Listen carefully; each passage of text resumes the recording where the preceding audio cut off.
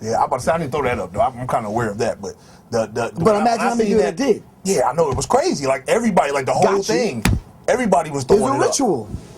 And it's crazy. It's crazy how, you know what I'm saying, like they pull it off on you like that. And like with Jay-Z, I had so much respect for Jay. But it's like now as I'm becoming aware and I'm awakening to what's going on. Like I said, me coming out the young culture or whatever, it's sad, man. Like it's really sad. Like how can you deceive so many masses of people when everybody listens to Jay? He is doing the bidding of his masters. He's doing a great job though. That's why they're rewarding him with basketball teams and that's why Jay, for real, y'all gotta understand, Jay is the most powerful man in hip hop right now. Not Puff Daddy, not 50 Cent, Jay-Z. Well, he does the bidding of his masters well. That's what I'm saying. I beg to differ with that. The most powerful men in hip hop we don't see. Oh yeah, they don't have mics. Right, they ain't got to go on stage and clown and buck dance. They don't. Well, you could say he's the most powerful face that they're using. Like he's the ultimate to where he does what they tell him to do. That's the same thing with Barack Obama. I mean, he's the most powerful face, and this man, Zbigniew Brzezinski, made that very clear. It's not Barack though. It's Barry. I don't know. True. I know Barry. But the Grand Chessboard explains it. Zbigniew Brzezinski. Y'all probably never heard of this dude. He's probably 80 years old. But if you just put his name in the search engine, Zbigniew Brzezinski, the Grand Chessboard, you understand what I'm saying? You'll be surprised at the money that was put up to make sure Barry, thank you, was selected before he was elected. That's all I got to say on that. So let me ask you this about the house situation with your house getting burnt down. Do you think the Illuminati has something to do with that, to try to send you a message to try to quiet you, or? Well, this is something I've never really said on film. I've said it on film, but I had that particular tape locked away in my safe behind my desk, and no one has ever heard me say this. But I think it's time that we kind of get this out in the open. That on the Occult Science Radio interview and World Star and some other interviews that I've done, I've actually talked about the blood and the human sacrifice. Well, I'm gonna look right in the camera and say this. I was supposed to be that blood human sacrifice for Public Enemy, but I survived it. Do you understand what I'm saying? And since I survived it and I'm talking about it now it's imperative that these people silence me. Plain and simple. I've told you about people that I had to deal with right in front of my door right here. Do you understand what I'm saying? I tell people, look, when you call me, know that this conversation is being listened to. Plain and simple. I can't tell you how many times my MySpace, Facebook, email accounts, websites get shut down. You understand what I'm saying? I know they listening. You understand what I'm saying? To a degree, I know these days are numbered for me. You understand what I'm saying? But I have to do what I have to do because I know they got to do what they have to do. My house burning down, that wasn't no accident. That wasn't no accident. But see, I'm not tied to the material. You know, this is where I do photography and make music in here, and I ain't skip a step. And I really appreciate all the people like, your people, y'all's people stepping up. Brothers was just putting money in my hand when they see me in the street. They was going online and going to PayPal and putting money in my account to make sure that I stayed alive. And the people actually stepped up, man. And if I wouldn't be if it wasn't for the people. Yeah, because the people are waking up. They're getting aware exactly. now. And you know what they said themselves? That Professor Griff, man, but I may not agree with everything he got to say or the way he say it, but hey, man, that brother's a soldier. And if they came at that brother like that to silence him like that, I got to support the brother. I mean, $5, I ain't going to miss that. You understand? So people were giving me used books. I had 3,000 books, man. All my books couldn't even fit in these 3 rooms. That's real. You understand what I'm saying? I mean, I had a DVD library that'll blow your mind. And to come home, I wasn't even in town at the time. To come home and look at the shell of my house, I'm like, God damn. So I'm walking in, with a wet t-shirt over my mouth. I'm going through, seeing if I could salvage some things. It was like critical. And then for the insurance company to fight me tooth and nail. Even down to the lawyers, man, just probably paid off. So have they ever tried to approach you, though, and try to get you in with you knowing so much? I'm pretty sure that, has anybody ever tried to approach you to get you into this so-called? Let me tell you what your man Hustle Simmons said to me. I'm at the Million Man March, or the Million More Movement. I think it was the one after that. Behind stage, dignitaries and all the important people were there. So I'm talking to Russell, and I'm like, look, man, did that whole Jewish thing affect your life like it did me? He says, man, all you had to do was make a hit record, and that would have been that. Or basically, in other words, all you had to do was come on in. Basically, you understand what I'm saying? Chill the fuck out. We would hit you off, just kind of like, everything would have been cool. You mean to tell me all this time my life has been ruined? I've been poisoned, shot at, house burned down, all kicked out of Public Enemy, all this shit, and you tell me in a fucking fleeing moment behind stage somewhere that all I had to do was make a hit record? Oh, damn. That goes to show y'all, man. They don't give a fuck about you. They don't give a fuck about you. You understand what I'm saying? Right now I'm feeling like Tupac. They don't give a fuck about us, They man. killed that brother, man. That brother was yo, on something. you got to question Quincy Jones about that. Quincy Jones set up those sex rings, and Quincy Jones had called Tupac in to go through the homosexual ritual, and when he turned him down, when he turned Quincy Jones down, and Quincy Jones found out that he was engaged to Quincy Jones's daughter, that's when Tupac was marked for death. Quincy Jones's daughter was best friends with Aaliyah. Aaliyah was mocked. Aaliyah connected to Dame Dash. Dame Dash was mocked. From Dame. It's all connected, man. To start that, Michael Jackson was mocked. It's all connected. It's all connected, man. Read the Tavistock Institute. Every lecture I show this book. These are written by white boys long before us. This was going on. They came to America as operatives, coming among us. You remember back in the day, this book talks about the nefarious niggerization of hip-hop, the first millennium edition of the American Directory of Certified Uncle Toms.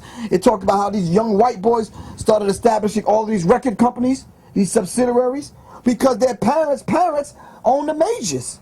They got distribution, so they could sign the brothers to these subsidiary labels. Are you following me? Mm-hmm.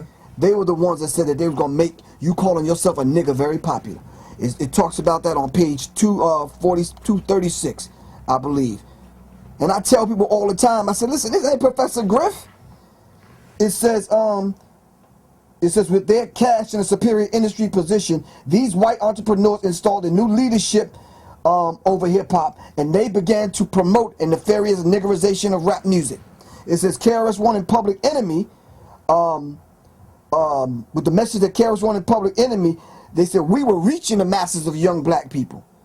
And then NWA, niggas with attitudes, would be paid off and put in a position where they would neutralize Public Enemy and brothers like KRS-One. And then came the gangster rap, thugging, balling, now pimping. Now the metrosexual is about to take over hip-hop. And your children, your nephew, your niece, and all the little ones, the shorties now, Tay-Tay, Riri, Man, and Twan and them, in the hood, gonna be wearing fucking skirts. Watch. Man purses and this kind of shit. Seriously. All I can say is, man, it's as y'all can see, it's heating up. I gotta wipe my forehead, man, because Donnie Peoples, I ain't never been into the battle like this. And like I said, we really getting to the mitt of the grit right now. Well, listen, man, let me just say one thing. It ain't no beef.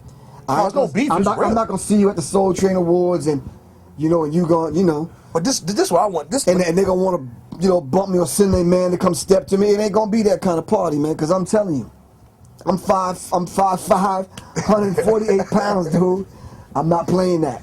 I'm not playing that. So let me ask you this, because if back to that whole homosexual ritual thing, right?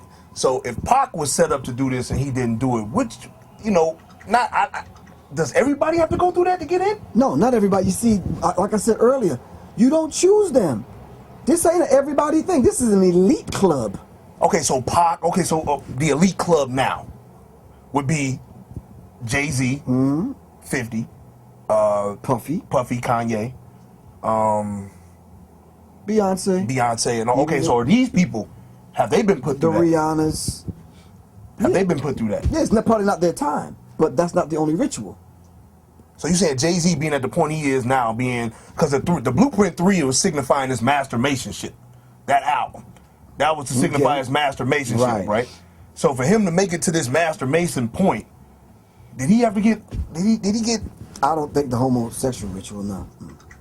You got off the hook. I was trying to find out something. Not to my knowledge, no. But Wait a minute. Well, how Jay-Z get past it? Some of the best of them. In these books, you can read about some of the best of them that took it. I'm just saying. I feel like I all feel these like other this, people, dignitaries, like the Puff Daddy situation, right?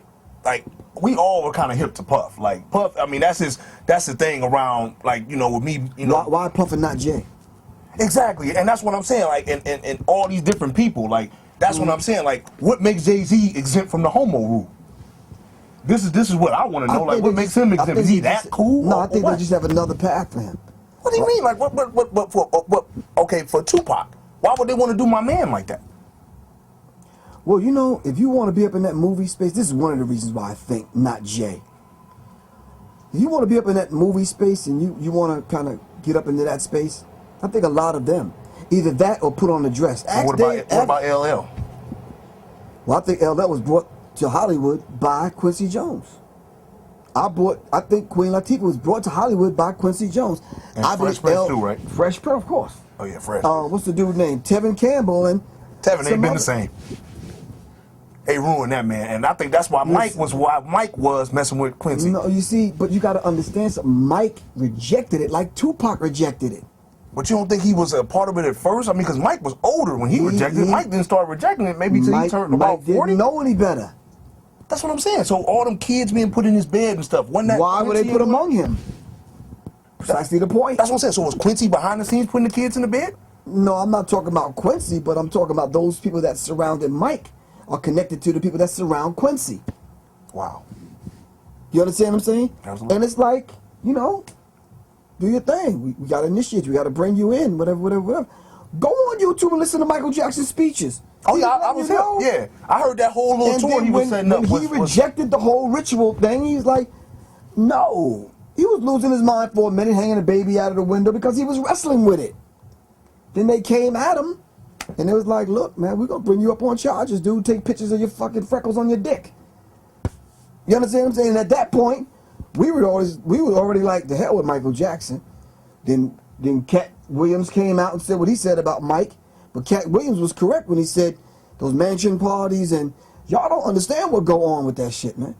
See, now you have to bring my viewers up to speed on that, because the whole Cat, I'm not even hip to that, what was said about that. Now, what did Cat Williams? Cat Williams said they was letting him in, and the stuff that he was seeing was blowing his mind. And I'm telling y'all right now, if y'all don't want to believe it, watch in the next couple of years. They coming after Cat Williams. Cat Williams tell too much truth. They coming after Cat Williams, man. Seriously. Do you understand what I'm saying? And the whole idea of Michael Jackson rejecting it and they bringing him up on charges and this kind of thing, that's public humiliation. Then they set up the doctor, to be around Mike in his presence, and they provided the medicine for him to give to Mike. Oh, come on, man. That's covert operation, dude. That's CIA. And that's why the Jackson's family is not kind of talking, because I already know they've been threatened, and that's why they not saying nothing. Joe like, I ain't gonna do with that. Exactly. So if you want to live, shut the hell up. And that's pretty much what it is. That's what it is. And a lot of times we don't have a lot of time to tell the entire story, but I hope within the next 6 months I'll be able to decode the stuff that I'm showing you here, especially how they murked William Cooper. Oh, I have that book at the house. You understand what I'm saying? Behold the Pale White Horse. Yeah. William Cooper, Alex Constantine, John Coleman, who also wrote the Committee 300, John Potash. These people that don't look like us, but they've documented it. Okay. You understand what I'm saying? We got to get back to basics, man. We got to start reading. We back in the day when I was coming up, we made it popular to stand out on the corner and kind of show people what we know and what we studied. That's not popular anymore. Oh, now you understand what I'm saying? Oh yeah. Hell yeah. But we got to bring that back. Straight up, brothers. Y'all got to start reading, dude. A lot of y'all call me and want to run up on me in the street at the fucking grocery store 3:30 in the morning trying to prove your point, but you don't read shit. I came up during the day there wasn't no internet, so I had to read. Right. You understand what I'm saying? So, you have to read. But the internet, I can honestly say, blessed us to hear real people like you, though. Oh, give thanks. You know what I'm saying? To right. be able to, because like you said, if it was just strictly on reading, then I would be totally ignorant. You know, I'm just now starting to get my reading on, so to speak. Yes, But it that's takes it. the internet to Right. make me want to read. That's the man in you admitting that. You understand what I'm Right. saying?